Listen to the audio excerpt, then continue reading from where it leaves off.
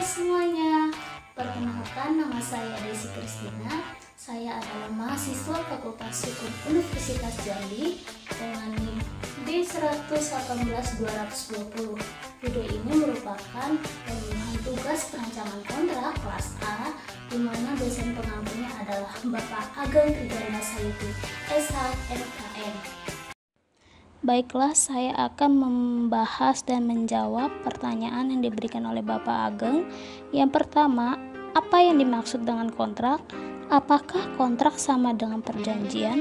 Bagaimana hubungan antara kontrak dengan perjanjian? Pertanyaan yang kedua, apa yang menjadi tujuan dari kontrak? Pertanyaan yang ketiga, bagaimana akibat hukum jika tidak memenuhi pasal 1320 KUH Perdata?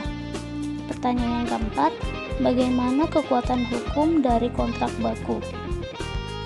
Kontrak menurut Black's Law Dictionary diartikan sebagai suatu perjanjian dua orang atau lebih yang menciptakan kewajiban untuk berbuat atau tidak berbuat sesuatu hal yang khusus, di mana kontrak sama dengan perjanjian, di mana dalam bab 2 buku 3 Kitab Undang-Undang Hukum Perdata atau KUH Perdata Indonesia menyamakan kontrak dengan perjanjian atau persetujuan, di mana sama-sama menimbulkan akibat hukum yaitu hak dan kewajiban.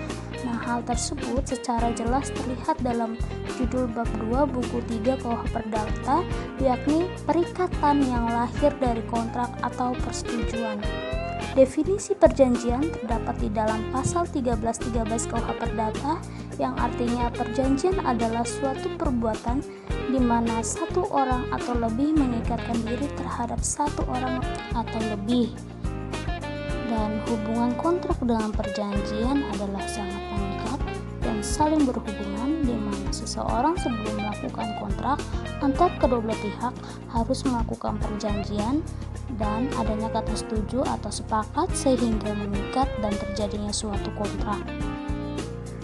Pembahasan yang kedua yaitu tujuan kontrak. Tujuan kontrak yang pertama adalah untuk menuangkan hak dan kewajiban para pihak dan menjadikannya alat bukti jika terjadi sengketa. Yang kedua, untuk memperkecil resiko daripada tidak terlaksananya hak dan kewajiban tersebut. Selanjutnya yang ketiga, akibat jika tidak memenuhi pasal 1320 KUH Perdata. Nah, pasal 1320 KUH Perdata ini merupakan syarat-syarat terjadinya suatu persetujuan yang sah. Yang pertama adalah kesepakatan mereka yang mengikat dirinya. Yang kedua, kecakapan untuk membuat suatu perikatan. Yang ketiga, suatu pokok persoalan tertentu. Yang keempat, suatu sebab yang tidak terlarang. Nah, jika syarat 1 dan 2 merupakan syarat subjektif, jika tidak terpenuhi maka perjanjian dapat dibatalkan. Maksudnya apa?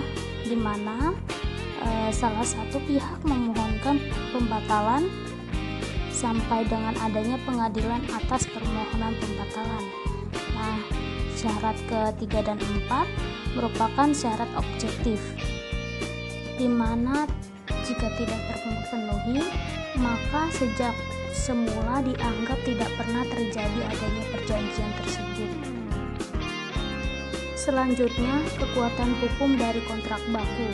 Kekuatan hukum dari kontrak baku ini adalah sangat berat sebelah sehingga terjadinya masalah di mana kontrak ini telah distandarisasi isinya oleh pihak ekonomi yang kuat, sedangkan pihak lainnya atau ekonomi yang lemah ini hanya diminta untuk menerima atau menolak isinya. Apabila debitur menerima isi perjanjian tersebut, maka ia menandatangani perjanjian tersebut, tetapi apabila ia menolak, maka perjanjian itu dianggap tidak ada.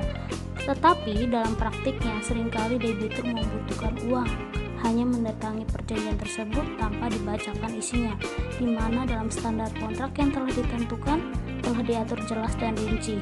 Dengan demikian, tidak ada alasan bagi debitur untuk menolak pemenuhan denda. Oleh sebab itu, debitur harus membayar pokok, bunga, beserta denda keterlambatannya.